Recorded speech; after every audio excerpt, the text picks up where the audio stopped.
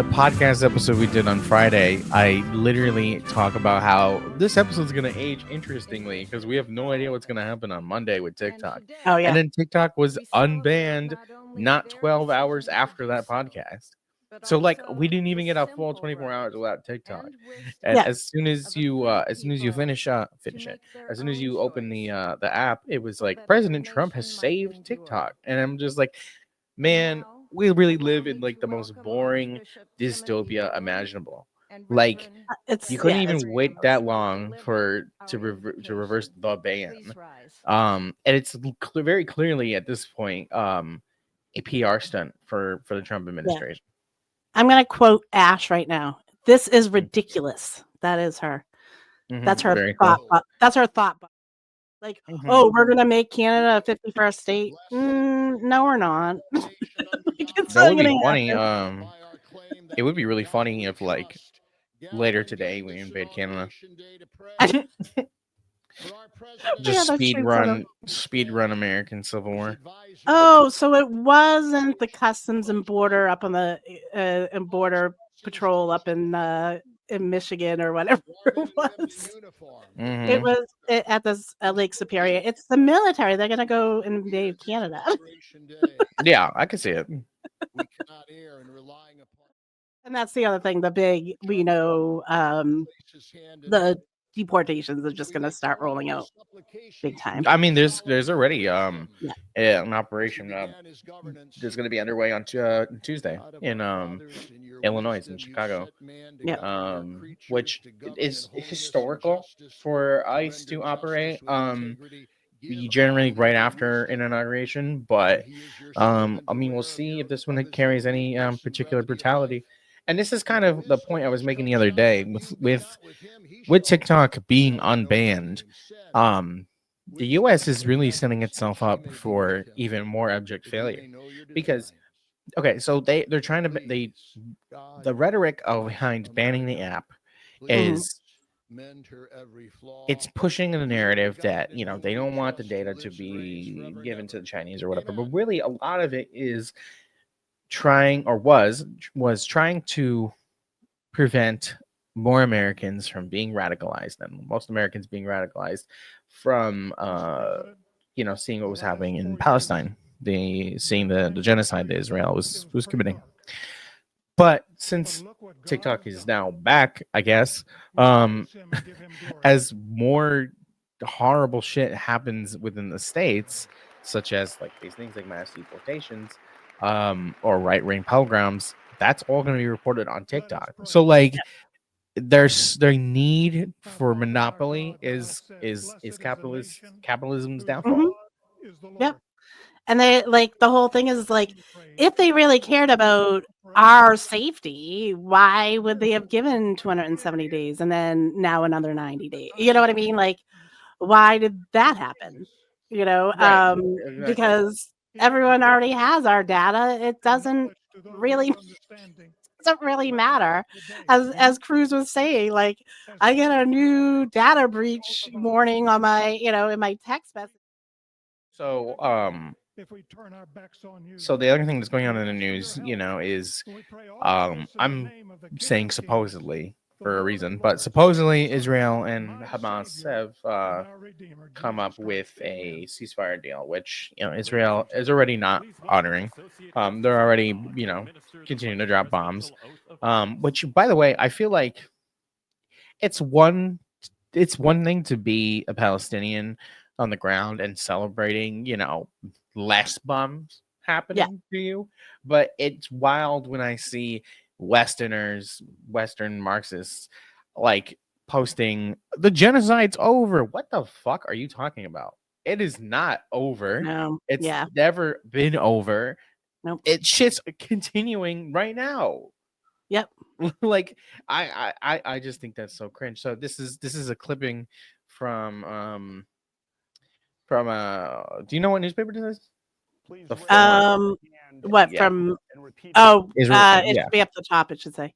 Yeah, the Forum, Sunday, January 18th, 2009. Israel begins Gaza ceasefire. Jerusalem, Israel implemented a unilateral ceasefire early today in its 22-day offensive that turned Gaza neighborhoods into battlegrounds and dealt a stinging blow to the Islamic militants of Hamas. Israeli troops will stay in the Palestinian territories for now, never left, and Hamas threatened to keep fighting until they leave. In announcing the ceasefire late Saturday, Prime Minister Ehud Olmert said Israel had achieved its goals and more. Hamas was hit hard, its military arms and its government institutions, its leaders are in hiding, and many of its men have been killed. Israel launched the offensive on December 27th to stop years of rocket fire from Gaza. So I actually remember when that happened. Mm-hmm.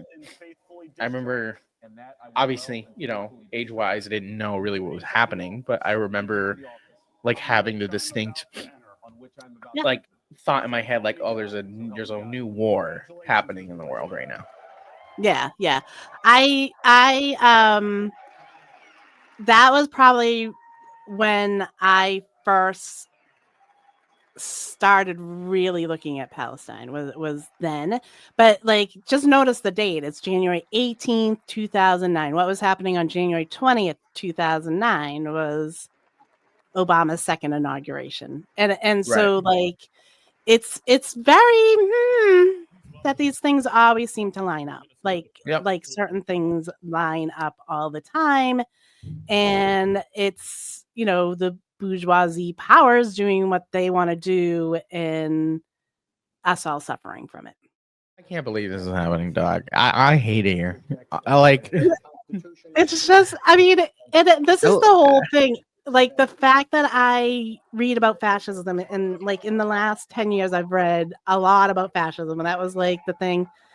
And then when you just see the, like, you're like, oh no, like yeah, that just happened again. hey, It's just look, the Civil War started.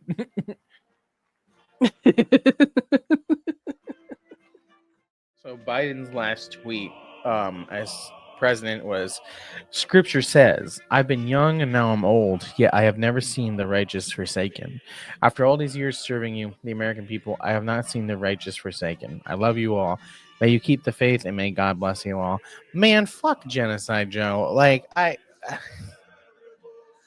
really just don't know what to say, right? Like this shit is so dumb. and the whole, like, I'm so freaking sick of Christianity being brought up so much in Period. this. Like, Yeah. like I like honestly, like if you guys want to sit there and say that you're, the forefathers and stuff, and I know that they put God in there, but like you're leaning in hard to something that supposedly your heroes of the American Revolution said they were against. Like, Yeah. not that they really were, but Right. Exactly. Like even the white supremacist bourgeois of 1776, like in theory, were against putting you know just religious dominance over the land. They weren't really, but it's the same thing with these people. Like they talk about the separation of church and state, but there is none. And typically within right wing countries, within fascist countries, they will gather around this ideology and this bastardization of religion, of Christianity, of God, in order to justify their. Okay, so like as a Muslim, right? Like the way one of the ways like I like to sort of like explain like why I believe in the things that I do believe is like Marxism explains our material reality, and then for me, not for everybody, of course, hmm there is an explanation of the things that happen, that we cannot see. hmm Um, these people will then run with that excuse with in terms of Christianity, to basically be like, well, it was God's will that we would be in charge, not that we've manipulated the system or that we're playing this thing to be in our favor, or Yep. that we believe in the supremacy of white people and the supremacy of capital. So we're just going to continue to do this, and Yep. if you try to argue against us, you're arguing against God or you're fighting against God.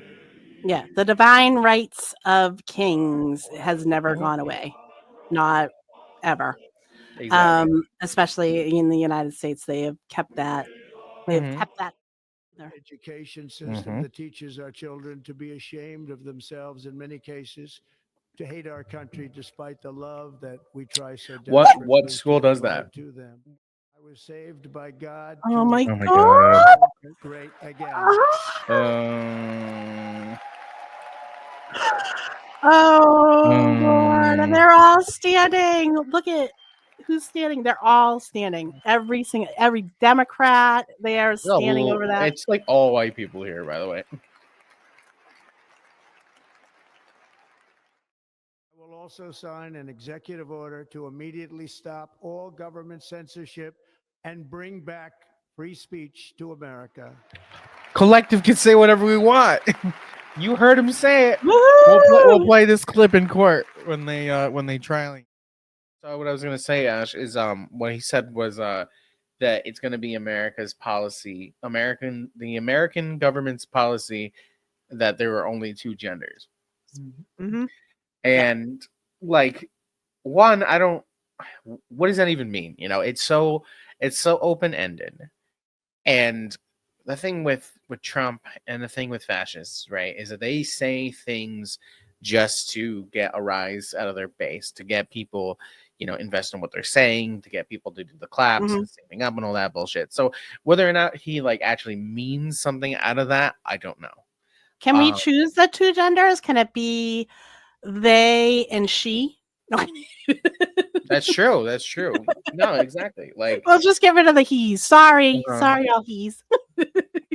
yeah, that's an interesting point. Actually, I didn't even think of it that way, the way he phrased it. Because he's saying that there's only going to be two genders. So can I say that I'm a female then?